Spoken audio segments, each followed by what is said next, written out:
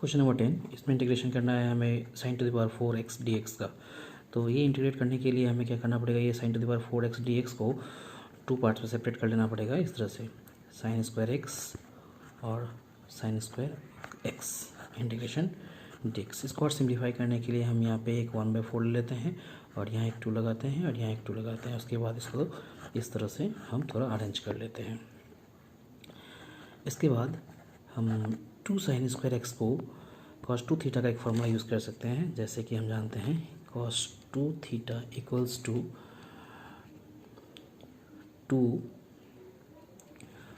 1 minus 2 sine square theta, 1 minus 2 sine square theta. हम sine theta का formula use करेंगे क्योंकि यहाँ पे क्वेश्चन में साइन थीटा है।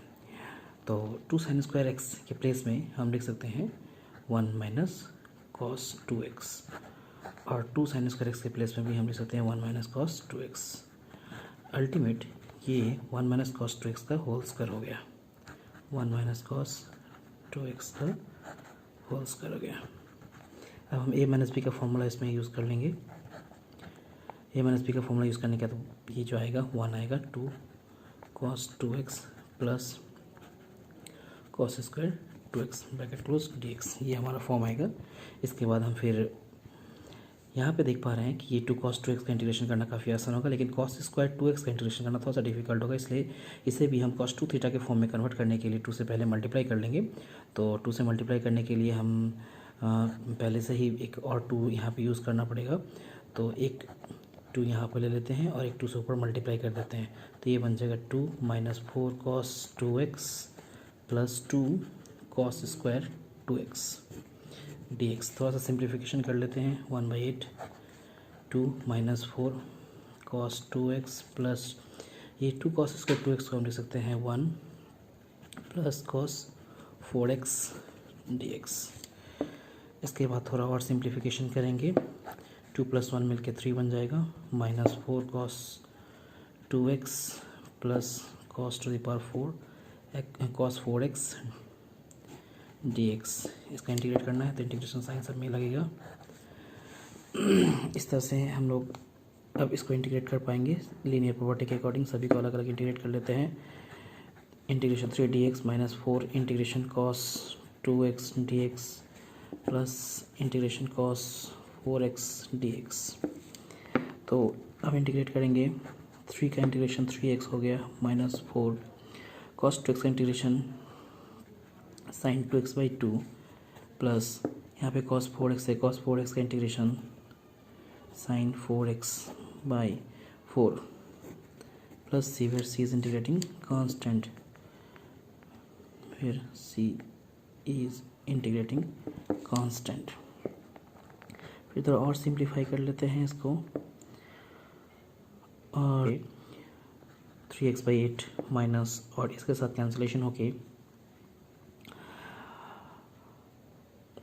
4 से 8 कैंसिल होगा, 2 and 2 to the 4, so 1/4 sin 2x plus sin 4x by 8 4 जा 32 प्लस c। ये आंसर बुक के साथ टैली हो जाएगा। So this is the answer. हम ये आंसर यहाँ पे भी छोड़ सकते थे। सॉल्यूशन का एक पूरा व्यू ले लेते हैं। क्वेश्चन नंबर 11, ये क्वेश्चन नंबर 10 की तरह ही है। तो इस क्वेश्चन को बनाकर स्टूडेंट्स अपने आप का असेसमेंट भी कर पाएंगे कि उन लोगों ने क्वेश्चन नंबर 10 का कितना सीखा और क्वेश्चन नंबर 10 को कैसे इस्तेमाल करना है। क्वेश्चन नंबर 12, ये क्वेश्चन बहुत ही ईजी है। इसका सॉल्यूशन करने के लिए सबसे पहले साइन स्क्वायर एक्स को हम फार्मूला में कन्वर्ट करके इसे लिख पाएंगे 1 माइनस कॉस स्क्वायर एक्स, और नीचे 1 प्लस कॉस एक्स पहले से ही है, इंटीग्रेशन dx। अब 1 माइनस कॉस स्क्वायर एक्स को a प्लस बी और a माइनस बी के फॉर्मूला में सेट कर देंगे। तो a square minus b square equals to a plus b a minus b, इसलिए ये बन जाएगा 1 प्लस कॉस एक्स और 1 माइनस कॉस एक्स। नीचे बचा है 1 plus cos x integration dx। 1 plus cos x 1 plus cos x cancel हो जाएगा और बचेगा 1 minus cos x integration of 1 minus cos x dx। अब इसका इंटीग्रेशन हम काफ़ी आसानी से कर पाएंगे। चेन रूल की प्रॉपर्टी के अकॉर्डिंग 1 का इंटीग्रेशन जब करेंगे तो ये x होगा, और cos x का इंटीग्रेशन करेंगे तो sin x होगा, plus c, where c is integrating constant, where c is integrating constant. तो इस तरह से इस क्वेश्चन का सॉल्यूशन भी हो गया। क्वेश्चन नंबर 13, इस क्वेश्चन में हमें इंटीग्रेट करना है cos 2x minus cos 2 alpha by cos x minus cos alpha dx का। तो हम जब इसमें जब इस क्वेश्चन का हम जब इंटीग्रेशन करेंगे तो इसे इंटीग्रेशन करने के लिए हमें इस फार्मूला का इस्तेमाल करना पड़ेगा। ये फार्मूला क्या है, cos c minus cos d equals to minus 2 sine c plus d by 2 sine c minus d by 2। तो इस फार्मूला के साथ हम इसका कंपैरिजन करेंगे और इस फार्मूला का इस्तेमाल यहाँ पे करेंगे। तो हम इसका इस्तेमाल कर लेते हैं और इस्तेमाल करके सॉल्यूशन लिखने की कोशिश करते हैं। तो cos c minus cos d, इसमें अगर हम इस फार्मूला का इस्तेमाल करेंगे तो ये बन जाएगा minus 2 sine 2x plus 2 alpha by 2 sine 2x minus 2 alpha by 2। और नीचे वाले में भी हम सेम इसी तरह का फॉर्मूला यूज़ करना चाहेंगे, 2 sine x plus alpha by 2 और sine x minus alpha by 2। थोड़ा जल्दी जल्दी सॉल्यूशन कर रहे हैं हम लोग ताकि वीडियो शॉर्ट हो। माइनस माइनस भी कैंसिल हो जाएगा और यहाँ पे हम थोड़ा सा और सिंप्लीफिकेशन कर लेते हैं। तो सिंप्लीफिकेशन करने के बाद यहाँ पे बचेगा साइन x प्लस अल्फ़ा और sine x minus alpha by sine x plus alpha by 2 sine x minus alpha by 2। तो हमें थोड़ा सा और सिंप्लीफाई करना है और वापस से कुछ फॉर्मूला का इस्तेमाल करना पड़ेगा। यहाँ पे साइन x प्लस अल्फ़ा है और साइन x माइनस अल्फ़ा है by sine x plus alpha by 2 sine x minus alpha by 2। तो हम क्या करते हैं, यहाँ इसमें साइन 2 थीटा का फॉर्मूला यूज़ कर लेंगे। तो साइन 2 थीटा का जब फॉर्मूला यूज़ करेंगे तो ये बन जाएगा 2 sine x plus alpha by 2 और cos x plus alpha by 2। ठीक इसी तरह से साइन x माइनस अल्फ़ा को भी हम साइन 2 थीटा का फॉर्मूला में अगर कन्वर्ट कर देते हैं तो sine x minus alpha by 2 के साथ और cos x minus alpha by 2। और नीचे है sine x plus alpha by 2 sine x minus alpha by 2। हम देखेंगे कि कुछ कैंसिलेशन होगा, sine x plus alpha by 2 sine x plus alpha by 2 sine x minus alpha by 2 sine x minus alpha by 2 cancel हो गया और यहाँ पे बचा 2 2 2 2 जब 4 और cos x plus alpha by 2 cos x minus alpha by 2। ये बच गया हमारे पास cos x plus alpha by 2 और cos x minus alpha by 2। ये पोर्शन अभी हमारे पास रह गया है। अब हम 4 cos x plus alpha by 2 cos x minus alpha by 2 ये पार्ट को थोड़ा सा और सिंप्लीफाई करके इंटीग्रेट करने की कोशिश करेंगे। तो हमारे पास और एक फार्मूला है 2 cos a cos b का, जिसके अकॉर्डिंग हम लिख पाएंगे2 cos a cos b equals to, तो 2 को बाहर रखेंगे और 2 cos x plus alpha by 2 और cos x minus alpha by 2 इसे मिला के हम एक फार्मूला लिख पाएंगे cos a plus b means ये a है और ये b है। तो इसे हम लिख पाएंगे x plus alpha plus x minus alpha by 2, ये ऑलरेडी पहले से ही है, और plus cos a minus b मतलब x plus alpha by 2 minus x minus alpha by 2। ये फार्मूला के अकॉर्डिंग हम इसको लिख पाएंगे। इसके बाद थोड़ा सा और सिंप्लीफाई करते हैं। तो सिंप्लीफिकेशन करने के बाद यहाँ पे सिर्फ बचेगा cos x और इसमें सिंप्लीफिकेशन करने के बाद बचेगा सिर्फ cos अल्फ़ा। तो हमें काफ़ी सिंपलेस्ट फॉर्म मिल गया। अब हम इसका इंटीग्रेशन कर पाएंगे। cos x का इंटीग्रेशन होता है sin x और cos अल्फ़ा तो कांस्टेंट है इसलिए cos अल्फ़ा बाहर रह जाएगा और 1 का इंटीग्रेशन करने का तो एक x आएगा जिससे हम x को यहाँ पे लिख देंगे plus c where c is integrating constant. तो इस तरह से हमें ये पूरा सॉल्यूशन मिल गया। एक पूरा व्यू ले लेते हैं इस सॉल्यूशन का। क्वेश्चन नंबर 14, इस क्वेश्चन में हमें इंटीग्रेट करना है cos x minus sine x by 1 plus sign 2x का। तो इसे जब हम इंटीग्रेट करेंगे तो हमें इसको सिंप्लीफाई पहले करना होगा और उसका सिंप्लीफिकेशन करने के बाद हम इसका इंटीग्रेशन करेंगे। जैसे कि हम जानते हैं sine square x plus cos square x equals to 1 होता है और यहाँ पे जो ये 1 दिख रहा है इस 1 के प्लेस में हम लिखेंगे sign square x plus cos square x, और दूसरा यहाँ पे जो साइन 2x लिखा हुआ है इस साइन 2x के प्लेस में हम लिखेंगे 2 साइन एक्स कॉस एक्स। ये फार्मूला है, साइन 2x का फार्मूला होता है 2 sin x cos x, इसलिए हम इसका इस्तेमाल यहाँ पे करेंगे। तो हम क्या करने वाले, इसका इस्तेमाल हम यहाँ पे करेंगे और इसका इस्तेमाल हम यहाँ पे करेंगे। इसके बाद क्या होगा, ये फॉर्म थोड़ा सा सिंप्लीफाई हो जाएगा, वो इस तरह से cos x minus sine x by 1 के प्लेस में हमें लिखना है cos square x plus sine square x, और साइन 2x के प्लेस में लिखना है 2 sin x cos x। तो ये लिख के क्या फ़ायदा हुआ, ये हमें अब पता चलेगा। अगर हम देखें कि cos x को अगर a मान लें और sin x को b मान लें तो ये a square plus b square plus 2ab ये फॉर्म में आ गया, और वो फॉर्म है a प्लस बी का होल स्क्वायर का। इसलिए हम इसे इस तरह से लिख पाएंगे, cos x minus sine x को ऊपर लिखना है और नीचे cos x plus sine x का होल स्क्वायर लिखना है।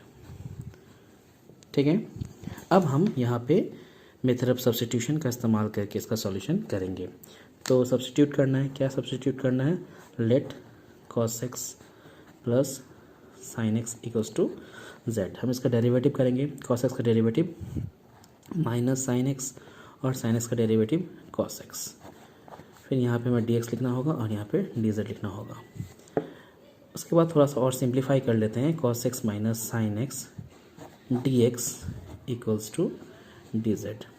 ये हमने कर लिया। अब हम क्या करेंगे, मेथड ऑफ सब्स्टिट्यूशन का इस्तेमाल करना है। इसीलिए ये जो पार्ट हमें दिख रहा है ये टैली हो रहा है इस पार्ट के साथ, यानी इन दोनों को हम आपस में रिप्लेस करेंगे।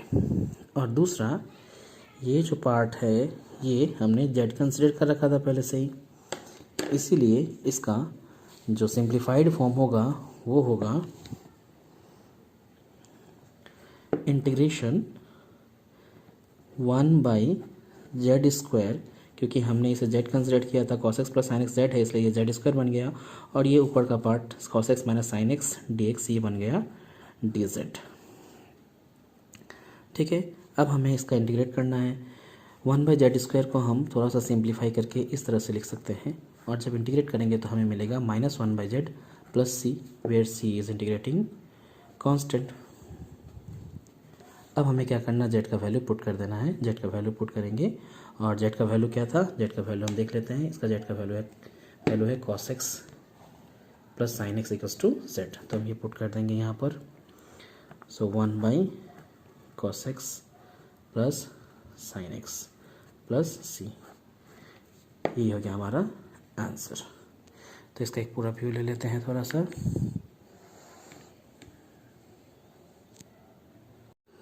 क्वेश्चन नंबर 15, इसका सॉल्यूशन करेंगे।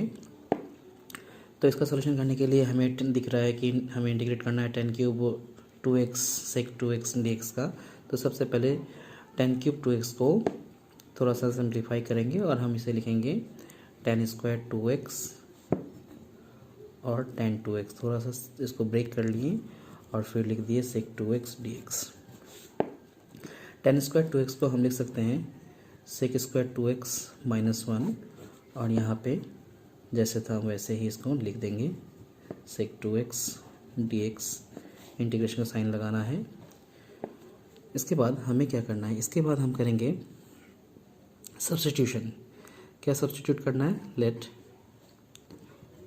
सेक 2x इक्वल्स टू z। तो सेक 2x को z लेट करने पे डेरिवेटिव करेंगे। इसका डेरिवेटिव सेक x का डेरिवेटिव होता है सेक x 10x, यानी सेक 2x 10 2x, और चेन रूल के अकॉर्डिंग एक 2 भी आएगा, तो यहाँ पे हम 2 लगा देते हैं और यहाँ पे लिखेंगे dx और इधर लिखेंगे dz। अब थोड़ा सा सिंप्लीफिकेशन करते हैं, सेक 2x 10 2x dx equals to dz/2। तो ये हमें मिला, और ये हम देख पा रहे हैं कि सब्स्टिट्यूशन की लाइन में इस पार्ट के साथ ये टैली हो जा रहा है, ये वाला। इसका मतलब इसके प्लेस में हम पुट करेंगे dz/2। ओके, तो अब देखते हैं नाउ जो हमारा क्वेश्चन था, उस क्वेश्चन में sec square 2x minus 1, sec square 2x को हमने z कंसिडर किया इसलिए बन गया z स्क्वायर माइनस 1, और 10 2x sec 2x dx equals to dz बन गया, dz/2 बन गया। ये हमारे सब्स्टिट्यूशन से आया है। So this is dz/2। इस तरह से देख लेते हैं फिर से हम। कि जो हमारा क्वेश्चन था उसमें था सेक स्क्वायर 2x-1, तो सेक स्क्वायर 2x, तो सेक के प्लेस पे हमने z पुट करना है, इसलिए जेड स्क्वायर -1, और tan 2x sec 2x dx इसके प्लेस पे हमें पुट करना है dz/2। ये हम सब्स्टिट्यूशन का यूज़ कर लिए हैं। तो अब सब्स्टिट्यूशन यूज़ करने के बाद हम इसका इंटीग्रेशन कर पाएंगे काफ़ी आसानी से। 1/2 कांस्टेंट इसलिए बाहर आ जाएगा, और चेन रूल के अकॉर्डिंग हम इसका बाइलिनियर प्रॉपर्टी के अकॉर्डिंग हम इसका इंटीग्रेशन कर लेंगे, और जेड स्क्वायर का इंटीग्रेशन होने वाला है z³/3, और 1 का इंटीग्रेशन होने वाला है z plus c, where c is integrating constant. अब हम क्या करेंगे, z का वैल्यू पुट कर देंगे। z का क्या वैल्यू है, z का वैल्यू हमने सब्स्टिट्यूशन में लिख रखा था सेक 2x, इसलिए हमें यहाँ पे पुट कर देना है सेक 2x, इसलिए हम z का वैल्यू पुट कर देंगे। तो z = सेक 2x, और यहाँ पे क्यूब है इसलिए हम यहाँ सेक के साथ भी क्यूब लगा देंगे /3। यहाँ भी z है तो z के प्लेस पे sec 2x plus c, where c is integrating constant. तो इस तरह से हम देख रहे हैं कि हमारा ये सॉल्यूशन कंप्लीट हो गया। तो ये क्वेश्चन, इस सॉल्यूशन का एक पूरा व्यू ले लेते हैं। क्वेश्चन नंबर 16, इसे इंटीग्रेट करने के लिए हम 10⁴x को 2 भागों में डिवाइड कर लेंगे, tan² x और tan² x इंटीग्रेशन dx। ये जो tan² x है इसे हम sec² x -1 लिख पाएंगे फॉर्मूला के अकॉर्डिंग, और इस tan² x को ऐसे ही रख देते हैं, इसे कुछ नहीं करते हैं। अब मल्टीप्लाई करते हैं, मल्टीप्लाई करने के बाद sec² x into tan² x integration dx। इसको लीनियर प्रॉपर्टी के अकॉर्डिंग हम इंटीग्रेट भी अलग अलग कर लेंगे, और फिर से ये tan² x dx बन गया इंटीग्रेशन साइन के साथ। इस पार्ट का इंटीग्रेट हम काफ़ी आसानी से कर पाएंगे, बट tan² x को इंटीग्रेट करने के लिए हमें फिर से फार्मूला यूज़ करना पड़ेगा। तो हम एक बार और फार्मूला यूज़ कर लेते हैं tan² x के लिए। फर्स्ट पार्ट को कुछ नहीं करना है फिलहाल, इसको ऐसे ही छोड़ देना है, और यहाँ पे tan² x है इसे हम लिख पाएंगे sec² x -1 इंटीग्रेट dx। थोड़ा सा और सिंप्लीफाई कर लेते हैं, sec² x tan² x integration dx minus, इसे ब्रैकेट ओपन करेंगे तो ये बनेगा sec² x minus minus plus, यहाँ पे इंटीग्रेशन दे देना है इसके साथ, और इंटीग्रेशन ऑफ 1 dx। अब हम क्या करेंगे, इसका इंटीग्रेशन करेंगे। तो इंटीग्रेशन करने के लिए यहाँ पे हमें सब्स्टिट्यूशन का यूज़ करना है, इसलिए लेट tan x = z, और tan का डेरिवेटिव करेंगे तो ये होगा sec² x dx = dz। तो ये हमारा सब्स्टिट्यूशन हो गया। sec² x dx के प्लेस पे हम क्या पुट करेंगे, dz, जैसे कि हमें यहाँ नज़र आ रहा है sec² x और ये dx, ये मिल के बन जाएगा dz, और tan² x बन जाएगा z²। तो हम पुट कर लेते हैं, तो देखते हैं अब ये जो सिंप्लीफाई होके बनने वाला है वो ये है, ये tan² x के प्लेस में हम पुट करेंगे z², और sec² x dx ये मिलकर बन गया dz। तो ये हमारा एक पार्ट हो गया। sec² x dx, इसका इंटीग्रेट तो हम जानते हैं फॉर्मूला के अकॉर्डिंग tan x होता है, तो हम इसे tan x लिख लेंगे, और 1 का इंटीग्रेशन भी हम जानते हैं 1 dx = x plus c, where c is integrating constant, where c is integrating constant. तो अब हम क्या करने वाले हैं, अब z का इंटीग्रेशन, z² का इंटीग्रेशन करेंगे, जो बन जाएगा z³/3 minus tan x plus x plus c।